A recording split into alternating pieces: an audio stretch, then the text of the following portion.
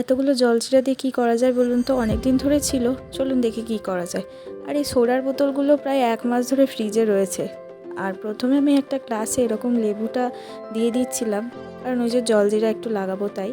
আর এখানে একটু জলজিরাও দিয়ে দিচ্ছি, যেমন খাবেন তেমনি নেবেন। কেউ তো হচ্ছে একটু কম টক খায়, আবার কেউ একটু বেশি টক, আমরা একটু বেশি টক খাই বলে বেশিই নিলাম। তারপর ওই গ্লাসের মধ্যেই দিয়ে দেবো কয়েক টুকরো বরফ, কারণ খুব ভালো লাগবে ঠান্ডা ঠান্ডা খেতে। এরপর ওই সোডাটা দিলাম, সোডাটা যেরকম যে পরিমাণ খেতে চান সেরকম দেবে। তারপর আমি ওর মধ্যে একটু নর্মাল জল দেবো, নর্মাল প্লেন ঠান্ডা জল। এরপর একটু স্বাদ মতো চিনি দেবো। তো আমাদের এই যে তৈরি, আর এই যে আমাদের তৈরি হয়ে গেছে জলজিরা শরবত। ওই লেবুগুলো লাগিয়েছি একটু কায়দা করার জন্য। এখানে নিয়ে চলে আসলাম।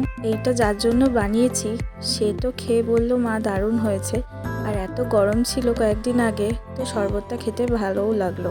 আপনারাও বাড়িতে ট্রাই করে দেখতে পারেন, ভালো লাগলে কমেন্ট করে জানাবেন। টাটা।